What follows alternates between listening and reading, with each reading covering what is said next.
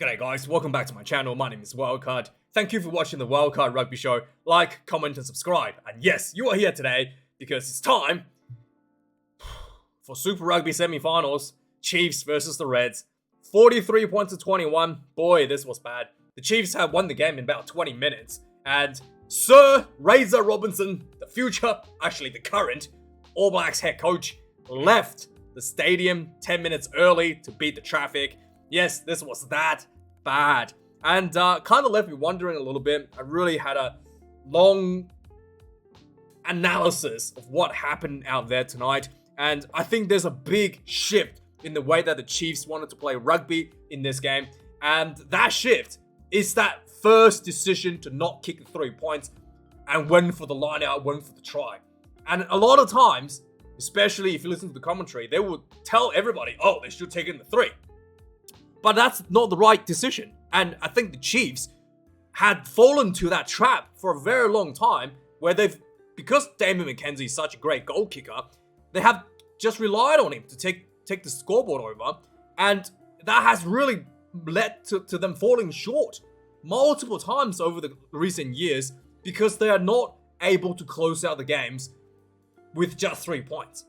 So they took a very, very decisive decision to make a different approach to this game against the Reds, and the result was absolutely mind-blowingly good. And sometimes, people say, I see these comments a lot. If the Chiefs or if this team has taken all the goal kicks, they would have won the game. If especially for the Rugby World Cup final, if the All Blacks had taken all the penalty goals, they would have won the game against the Springboks. But it's not really that simple. Because the game of rugby, if you put all the players together, right? If you put them through a strength test, a speed test, or whatever else, a swim test, whatever else you want to pull the players through, in the end, the difference between the two teams athletically is actually not that big, right? Somasone Taukei'aho might have the biggest legs in the Chiefs team, but he's really shouldn't be making of 22 points difference between the two sides just of that alone, right? Damian McKenzie might be so much better than Michael Liner, but just him alone can't justify a 22 point difference between the two sides. So what is the difference, and why did the Chiefs' decision to not go with the 3 points early in the game made such a big difference to their gameplay?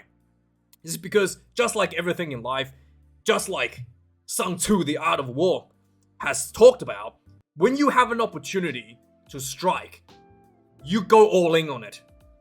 And that is the fundamental idea of going for the tries, is going for 3. Because if you go for the 3 points, right, sure, you guarantee yourself a 3, or like 90% chance of guarantee that for 3 points. But you miss the opportunity to get the full 7, especially if you have the advantage, if you have the momentum on your side, if you have the confidence, the belief in the team of amongst yourselves, when everybody's riding on a high, on an energy, that's when you execute. That's when you go for the 7. Yes, sometimes it's not gonna pay off. You're gonna walk away with no points, and people are gonna say, look at that, you should have taken the 3. But there's so much intangible results from going for the 3 points. For example, you're putting your opposition under pressure. They might get penalty advantage. They might give you yellow cards because of penalty advantage. That's pressured upon them early in the game. Later on, so that could become more points later on in the game. You're building fatigue.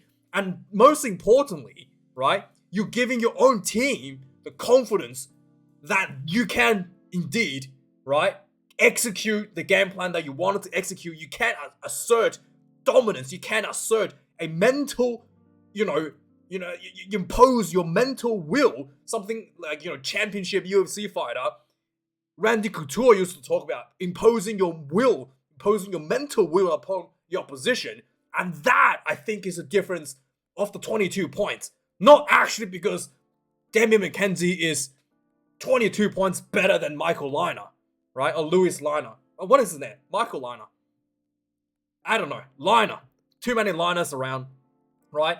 And I think that is the evidence we saw here tonight is that idea You know, you have to strike where the iron is hot. If you have an opportunity, you got to go all in. Even if the opportunity don't pay out, in the long run, if you made the right decision, the payout should be greater than taking the 3 points. You might lose again, because you didn't get the 3 points. Yes, but in the long run, you will accumulate more points than you would have had if you only gone for the 3. That is my opinion, and that is what I think happened tonight. The Chiefs took the opportunity and struck when they had the momentum, when all of their players were feeling good and fresh, and when the Reds players were feeling like, a bit of a missing home, and that's when they got the advantage, and that's why they were able to close out the game in about 20 minutes. Yeah, so let me know your thoughts if that you agree or not. But I think that this is something that a lot of the teams, professional rugby teams, overlook, and the commentary constantly mislead the viewers about taking 3 points, because that is just fundamentally not the right decision, right? And also keep in mind, if you take 3 points, you are giving time back to the opposition to score back at you. Just because you got the 3 points on the board doesn't mean the opposition is not going to score immediately, because from the kickoff, right? But if you have the ball in hand, if you're pounding the try line for 20 phases, the opposition cannot score. And it's time that they cannot put pressure on you to score points on your side of the field. So that in itself, just controlling the time, limit the amount of time the opposition can play rugby by attacking, is also something that is grossly underrated and ignored by a lot of pundits and a lot of the what do you call it? The commentary in the live games. So yeah, that's my little analysis for what happened. And so outside of that, some technical stuff. I thought the Reds were really poor at the breakdown. So the Reds looked like they wanted to go for a plan where they only committing 2 players into the breakdown. It's almost like a set, like a rule they've imposed by the coaching staff. Only 2 players in the breakdown, and a lot of times it's flimsy, and the accuracy is just not there, and the Chiefs were just getting the turnovers again and again and again. That's the first issue I don't break down. Second issue is that Tate McDermott sometimes hesitate way too much. All right, the whole idea of having 2 people into the breakdown is because everybody's setting up for a quick ball for another crash, right?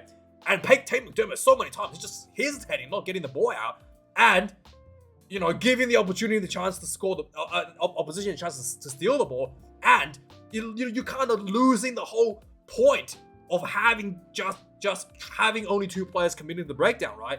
Because everybody's setting up and you're not getting the ball out quick enough.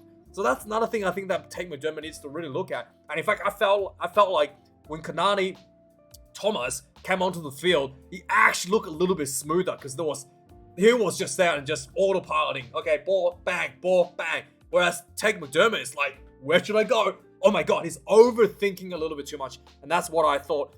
Maybe another issue there for the Reds to look at, obviously next season. Maybe Joe Schmidt can look into that for Tate McDermott. And I think obviously D-Mac was absolutely outstanding. Very pinpoint accurate this game. He missed like 1 kick, I think, with that being said. But pinpoint accurate with his playmaking, identifying the space, picking the right options every time. Just calm as cucumber, and kicking as well. Extremely accurate. There were just like little chips over the top, finding the space, finding his players left and right. It was just absolutely beautiful to watch. And another outstanding performer from the Chiefs is Anton Lennon-Brown, right? So we all saw the Joseph Swali tackle, bang, taken out and get himself sent off in the State of Origin. Anton Lennon-Brown went on a very similar situation. There was a high ball to who was it? The fullback, to Campbell, and Anton Lennon-Brown pretty much lined him up, and Campbell dropped in height. And if Anton Lennon-Brown just went and bolted in and tried to flatten him, which he had the opportunity to do so, he would have been sent off. He would have hit him on the head, because Campbell dropped on the ground, dropped down to catch the ball. He would have been sent off. But Anton Lennon-Brown, being the veteran, being the absolute, in form performer right now, out of that center position, he dropped just before the hit, almost to his knees, to avoid the head contact, and made a big shot on Campbell regardless. Was it Campbell? I'm pretty sure it was Campbell. Regardless, and made a beautiful tackle, hit him pretty solidly hard, got the turnover, I think, from that as well. And yeah, really, really just incredible. And yeah, Anton Leonard-Brown, by far, statistically, the best performer in the center jersey right now for the All Blacks. Really, really look forward to seeing him play in the black jersey. Anyway, let's quickly go through the stats. If you look at the stats, like I said, very close between the two teams. 457 run meters for the Chiefs, 575 for the Reds. Actually had more run meters than the Chiefs, especially in the second half. 8 turnovers conceded for the Chiefs, 14 against the Reds. And that is what I'm talking about, the breakdown issues. 125 tackles for the Chiefs, 19 missed tackles. 141 tackles for the Reds, 19 missed tackles for the Reds. So missed tackle count is not really that awful. The kicking game, this is what I was talking about. The accuracy from the Chiefs' kicking game was just so brutal. The Reds was almost reluctant for the kicking because it was going against them so badly at times. 34th to the Chiefs, 18 for the Reds. Typical Damian McKenzie has to miss one. You know, it's not a Damian McKenzie performance if he doesn't miss a single kick. And line out, 1 loss for the Chiefs out of 12. 1 loss for the Reds out of 20. Scrum was quite even this game. And penalty conceded. The Chiefs considered 10 penalties. The Reds only considered 8. There was 1 yellow card against Hunter Paisami for a deliberate knock-on. And yeah, I think that was pretty fair call by Ben O'Keefe. And yeah, I thought he was under pressure. He did have his palm up. But hey, you know, risk and reward. If you're going to go for it, you better catch it. Otherwise, there's no excuse. You're off the field. It is just what it is. And so, yeah, let's quickly go recap what happened in the game. The Chiefs, like I said, pretty much put the game away in 20 minutes. And the Reds was just never really able to get themselves back into the game. They did, you know, the Chiefs kind of just taking everything off the gas, allowed the Reds come back a little bit, but it was just really not threat. 5 minutes into the game, Chiefs, like I said, this is a huge turning point for the Chiefs. Had opportunity to kick the goal. Normally, Chiefs were going for this. They gone, nah, we're going for the line out. And yeah, just easy as that. The ball, just crash ball. And then when the center field came back to the blind side, and Somosani Taukei'aho, pick and go, drops over for the try. 7 points to 0. 10 minutes into the game, again, just nice deep runners. Damian McKenzie just calm as cucumber with the rush defense right up in his face. Picked the right option, and there was a long cutout pass to Satiti down the sideline. Nice offload to Narawa. Try time. 14 points to 10. 18 minutes into the game, again, just using the width of the field of the Chiefs, stretching the defense left and right. Eventually, the Narawa down the sideline, he was getting pushed out of bounds. He flicked the ball back in field, and he bounced on the ground. And Somosani Taukei'aho was there again, scooped out the ball, ran through. The Reds players were completely off guard. 20 points to 0. 20 minutes into the game, the Reds looked like they scored. They had a maul, and this is just like impatience, I think, from what's his name? Oh goodness, Fazler. So he got tackled just short of try line and he propelled himself forward. Double movement, no try. 22 minutes into the game. Again, this is what I'm talking about. The turnover. McDermott was way too small. The ball was available and it was exposed. And he was just standing there like looking around. The ball was turned over by the Chiefs. And the Damian McKenzie saw the space behind it. The chip over the top. Sean Stevenson ran up, caught the ball on the fly, and then saw more space behind the field. Just grab and kick the ball down the field. And it was just absolutely unbelievable. And Nanai Sotutu ran, bolted down the sideline, scooped out the ball, try time, 28 points to 0. It was just sublime. And just before halftime, Chiefs had another penalty. They kicked that one through, 31 points to 0. There was